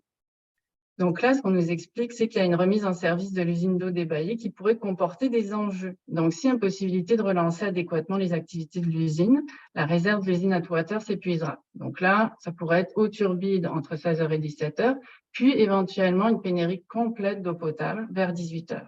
Donc là, c'est tout le nord, tout le nord de la ville au-dessus de l'autoroute 40, entre Saint-Laurent et la Pointe de l'Île. Et ce, pour une durée indéterminée. Bon.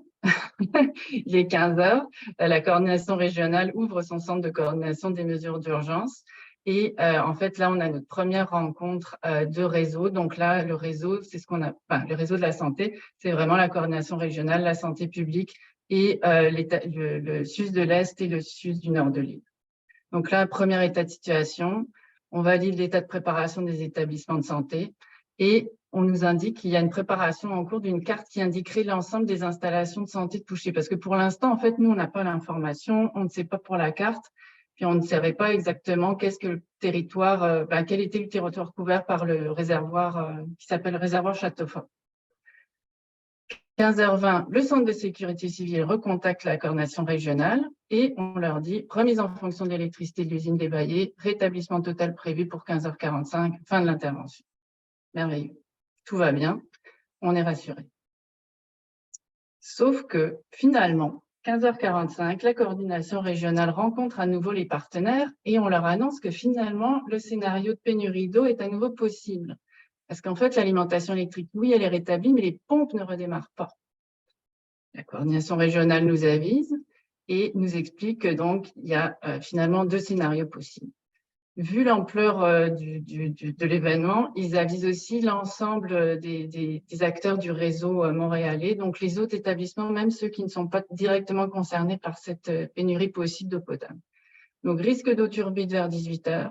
Et si les pompes ne redémarrent définitivement pas, là, ce serait coupure d'eau complète entre 20h et 21h pour une durée indéterminée. En parallèle, au SUS du nord de l'île, on mobilise au niveau local. La rencontre avec les partenaires de la santé a lieu. On identifie les enjeux, les besoins de soutien, l'état de préparation des établissements touchés. Je ne vous cache pas qu'on est prêt, mais pas à faire face à une pénurie d'une telle ampleur. Donc, évidemment, beaucoup de questions arrivent. Et on demande également si les établissements qui ne sont pas touchés peuvent fournir du soutien. De notre côté, à 17h, on remobilise notre monde. Et en parallèle, la coordination régionale reçoit enfin la liste des sites touchés. Donc là, on va avoir une meilleure idée. Là, je vais passer assez vite parce que ça ressemble à un inventaire à l'après-vert, mais disons qu'il y a beaucoup d'installations. Puis en rouge, en fait, c'est celles qui sont plus critiques. On a l'hôpital du Sacré-Cœur, qui est quand même un hôpital d'envergure, qui est le centre tertiaire de traumatologie. pour l'île de Montréal et le nord-est du Québec. On a aussi l'hôpital de santé mentale Albert Prévost, différents centres d'hébergement pour personnes âgées et un autre site qui fait de l'hémodialyse en plus de celui de Sacré-Cœur.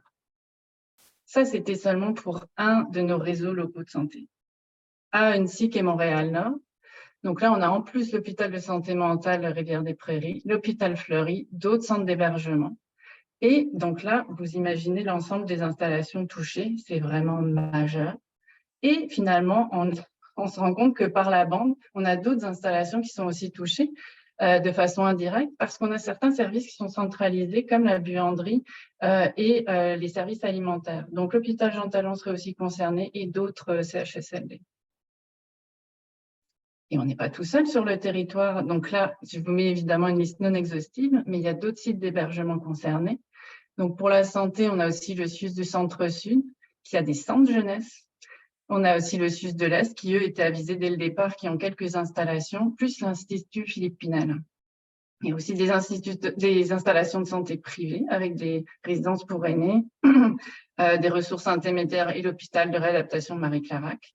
Et on a aussi des établissements carcéraux, donc comme l'ancienne, l'établissement de détention de Montréal qu'on connaît mieux sous le nom de la prison de Bordeaux, que vous voyez sur la photo ici.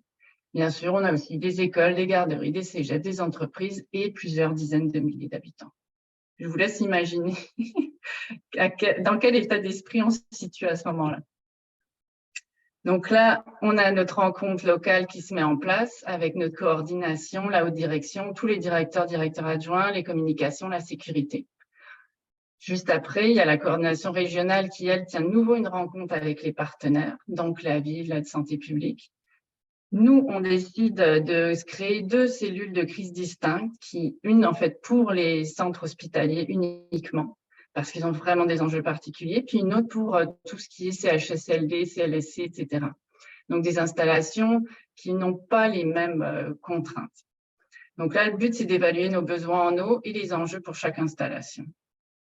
Sauf que pendant la rencontre du régional, on leur apprend que via le service de l'eau de la ville, que les pompes ont pu être mises en service.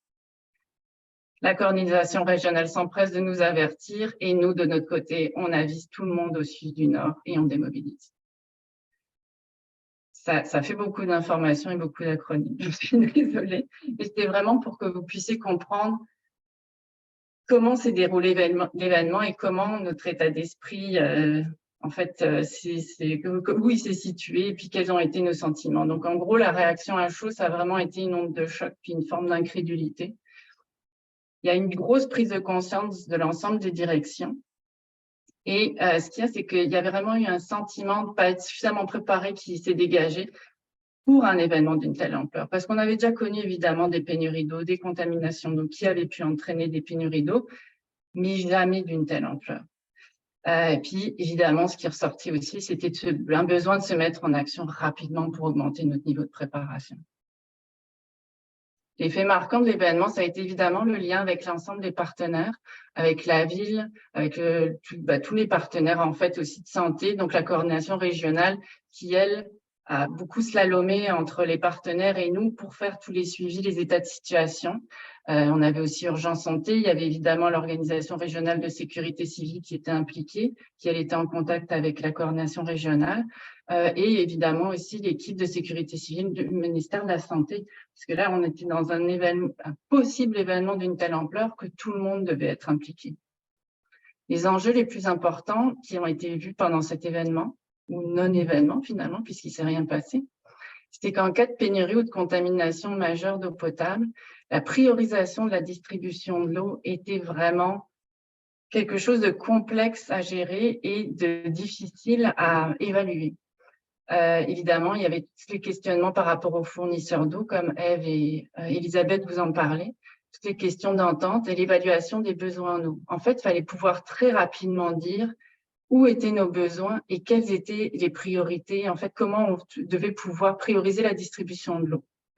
Évidemment, la quantité et la diversité des personnes et des organisations touchées, ça aussi, ça complexifiait la chose. Et on avait quand même aussi de la difficulté à déterminer les conséquences réelles et les dépendances sans un travail préalable. Et c'est pour ça que, en fait, suite à cet événement, puis cette prise de conscience, à Elisabeth Lannoy, qui assurait à ce moment-là l'intérim du poste de coordonnateur des mesures d'urgence, de coordonnatrice, pardon, on s'est mis immédiatement là-dessus. Toutes les directions, évidemment, étaient partantes parce qu'elles avaient toutes eu un peu peur, je vous le cache pas. Donc là, il a fallu, comme les démarches en fait en Montérégie Centre, identifier les activités nécessitant de l'eau, identifier les mesures d'atténuation et de substitution, bonifier nos réserves d'eau. On en avait déjà, mais là, on a amélioré en fait le processus avec notamment un inventaire qui est accessible en fait en quasi temps réel pour voir quelle installation a combien de réserves d'eau. On a aussi, en collaboration avec le régional et les partenaires de Montréal, rédigé en fait un portrait en fait sous forme de tableau de tous les services d'hémodialyse à Montréal, et ça a aussi été étendu à la Montérégie. Donc tout ça, c'est des travaux qui ont déjà été effectués. Donc pour nous, ce qui a été identifié comme le plus critique et qui nécessitait un délestage et des corridors de service, c'était évidemment l'hémodialyse, les laboratoires, l'URDM, en fait, c'est la stérilisation des équipements, et le bloc opératoire. Comme le disait Ève, l'utilisation des sanitaires pour le personnel et les usagers, c'est un très gros enjeu parce que ça consomme énormément d'eau. Et il y avait aussi toute la question d'interrelation en fait entre les services. Parce que finalement, si un service ne peut pas fonctionner, ça impacte tous les autres. Comme le laboratoire, s'il n'est pas fonctionnel, les résultats des tests n'arrivent pas. Dans les travaux en cours, on a en fait la priorisation des activités selon différents scénarios, un peu comme en Montérégie Centre, où là, vraiment, il va falloir qu'on travaille encore, en fait, comment l'enchaînement pourrait se faire. De la rédaction de fiches réflexes qui est en cours, finaliser notre plan particulier d'intervention, là, qu'on fait ça avec mon collègue Baptiste Janin, qui travaille aussi ardemment là-dessus. Et puis, avec la coordination régionale, on est aussi en train d'étendre le portrait de l'hémodialyse à la Rive-Nord pour que si on a une éventuelle pénurie majeure, on ait vraiment toutes les connaissances rapidement pour pouvoir délester nos activités. Dans les travaux à venir, il va falloir faire des exercices de table et pouvoir éprouver en fait tous les outils qu'on est en train de mettre en place.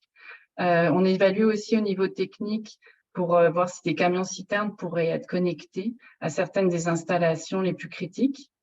On recherche aussi des solutions alternatives. Puis il y a notamment mon collègue Baptiste qui avait eu l'idée de voir pour mettre des bacs de récupération d'eau de pluie qui permettraient éventuellement au moins de pallier aux problèmes de sanitaire, parce que c'est pas grave si c'est pas de l'eau impeccable en fait qu'on utilise pour les toilettes. Mais on est en train de voir avec notre service de prévention et contrôle des infections si c'est faisable, et aussi avec notre comité de développement durable, comment on pourrait mettre ça en place. Et évidemment aussi, quelque chose qui serait important, au-delà du portrait pour l'hémodialyse, ce serait de vraiment élaborer un plan de relocalisation pour que ça fonctionne, parce que c'est pas une mince affaire, je vous cache pas, de relocaliser des usagers qui souffrent à ce niveau-là. Donc, en conclusion, ce qu'on a vraiment constaté, c'est qu'il y avait un besoin impérieux d'identifier ces activités critiques, de comprendre les interdépendances des systèmes et des activités, d'avoir une vision multirisque, parce que là, je vais vous donner juste rapidement l'exemple du portrait de l'hémodialyse. On s'en sert cette semaine pour complètement autre chose, à savoir les feux de forêt, parce que finalement, on a du monde qui risque d'être relocalisé depuis le nord du Québec, et donc, la coordination régionale a besoin de savoir qui a quelle capacité d'accueil dans ces services d'hémodialyse. Toujours prévoir des redondances multiples parce que, en fait, on le sait, les ententes avec les fournisseurs, c'est bien, mais si c'est majeur, la ville peut tout simplement réquisitionner toute l'eau. Et il n'y a pas des fournisseurs à l'infini. Donc, on se retrouve à avoir pas mal tous les mêmes. Il faut connaître ses partenaires et leurs moyens d'action pour connaître en fait la limite et pas juste compter sur ce que nous, on met en place et voir jusqu'où en fait ça peut finalement fonctionner. Et évidemment, ça, je pense que parmi vous, en fait, il y en a beaucoup qui réalisent que ce genre d'événement doit servir doit être une opportunité pour l'organisation et nous permettre de nous améliorer. Donc, j'espère que j'ai été claire et je n'ai pas trop débordé. Merci beaucoup, Myriam. Merci, mesdames. Merci, Geneviève. Merci, Elisabeth. Merci, Ève. Et encore merci, Myriam, pour ce beau portrait. On va juste enchaîner avec une question qui a été posée à Geneviève juste après sa présentation. Julien, il nous demande, est-il envisageable que les périodes de sécheresse pénurie puissent avoir des impacts sur la qualité de l'eau dans les diverses sources d'eau? Oui, c'est une très bonne question, hein, puisqu'on a parlé de l'inverse, des inondations, mais oui, les pénuries d'eau, ça peut changer la qualité de l'eau. Et là, il y a sûrement d'autres exemples que ceux que je vais donner, mais un des exemples, ça serait ceux qui habitent près du littoral. On sait que, tu sais, près du littoral, on a un biseau d'eau salée qui se trouve comme sous l'eau souterraine, mais plus on pompe l'aquifère, moins il y a d'eau dans l'aquifère, si on a une sécheresse, plus cette eau salée-là va rentrer dans les terres. Donc, ceux qui habitent près de la mer vont se trouver à avoir tout d'un coup une eau salée. Fait que ça peut être un des impacts. Puis si on n'habite pas du tout près de la mer, en fait, ça peut arriver quand même. Comme je disais, il y a des eaux naturellement dans le roc qui peuvent être de moins bonne qualité, qui peuvent avoir des métaux lourds dedans ou qui peuvent être salées tout simplement, mais de façon tout à fait naturelle. Puis c'est possible que notre puits, disons que souvent, là, si on a un puits dans le roc, les premiers, disons, 30, 50 mètres vont avoir beaucoup de fractures, beaucoup d'eau qui va circuler, puis plus bas que ça, il va en avoir pas mal moins. Donc, notre pompe, elle va peut-être aller chercher de l'eau qui est assez superficielle, qui est de bonne qualité. Si le niveau baisse tout d'un coup, puis on se trouve à aller chercher l'eau qui est dans le fond, qui est salée, on peut voir complètement un autre profil chimique de notre eau qui peut devenir vraiment, dépendamment de la roche dans laquelle on est, elle peut devenir trouble, elle peut devenir plus salée. Fait que oui, il y a vraiment des impacts possibles. Ça va dépendre des contextes géologiques à chaque fois.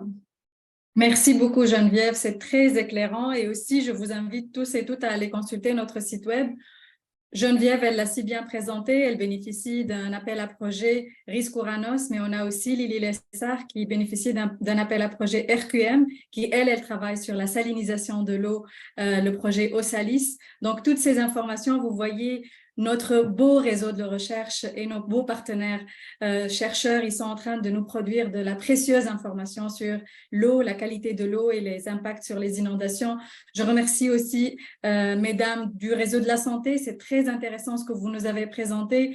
C'est sûr que ça donne un peu mal au ventre, je pense, le stress vis-à-vis de si jamais une situation pareille survienne. On voit bien l'impact qui pourrait survenir sur notre réseau de la santé, mais aussi je trouve que Geneviève, elle a si bien mis la table sur l'explication de quel est le lien entre d'où est-ce qu'elle provient notre eau et le risque de contamination qui pourrait survenir, que ce soit dans les eaux qui alimentent notre réseau de la santé. Eve, elle a si bien présenté les deux gros pôles d'alimentation en eau, Longueuil et Saint-Jean-sur-Richelieu. Ce sont deux villes qui sont assujetties à des inondations. On sait très bien l'historique des inondations de Saint-Jean. C'était, je pense, le démarrage de ce gros flot d'inondations qu'on est en train de vivre au Québec, 2010, 2017, 2019, 2023. On se croise les doigts, on regarde le ciel, puis on se dit calmos. Si on n'a pas d'autres questions, je vous invite, je vais partager avec vous mon écran afin de vous faire le tirage au sort pour le gagnant ou la gagnante. Je remercie les 22 personnes qui sont restées encore connectées. Est-ce qu'on voit bien? Donc, voici les 22 noms des personnes qui sont restées encore connectées. C'est un système automatisé qui s'appelle Plouf, Plouf, Plouf, qui, lui, il fait le tirage au sort pour les personnes qui ont participé. Donc, Emma, est-ce que tu es encore ici? Manifeste-toi, s'il te plaît. Tu peux ouvrir ta caméra, tu peux ouvrir ton micro. Je suis encore là. Merci beaucoup. Félicitations, Emma. Donc, à mon propre nom et au nom du réseau Risque, merci beaucoup d'avoir participé à ce panel de clôture. Merci. On va prendre tes contacts, puis on va te contacter pour t'envoyer la copie numérique de notre ouvrage. Je vous invite toutes et tous d'aller consulter le site des PUC pour voir notre fabuleux ouvrage collectif dans lequel il y a un grand chapitre qui traite de l'impact des inondations sur le réseau de la santé. Je réitère mes plus sincères remerciements à Geneviève Bordelot, Elisabeth Lannoy, Myriam Gilles et Ève Majot. Merci de votre précieux temps, mesdames, que vous nous avez accordé aujourd'hui et merci pour les très, très belles présentations. Je remercie notre auditoire. Merci d'être fidèles à nos webinaires du risque. On va prendre une petite pause estivale. On se retrouve à la rentrée en septembre. Mes plus sincères et profonds remerciements à ma collègue Valérie, qui, elle est la chef d'orchestre de ce beau projet des webinaires. toujours là pour vous, pour partager avec vous les résultats de nos recherches. Valérie, je te laisse le mot de la fin. Écoute, merci aussi à toi, Manel, pour l'animation. Je pense que c'est important que je te remercie au moins une fois ici. J'ai mis dans le chat le lien qui permet d'accéder à notre chaîne YouTube sur laquelle sera disponible l'enregistrement du webinaire d'aujourd'hui, ainsi que tous les webinaires de l'année et depuis le début des webinaires du risque, en fait. Donc, je vous invite à aller le consulter. Et évidemment, je reste disponible si vous avez des présentations à nous suggérer, si vous voulez que j'organise votre événement. Ce sera avec plaisir. Et très bon week-end à tous, très bonnes vacances. Merci, bonnes Merci vacances. beaucoup. On se retrouve à la rentrée.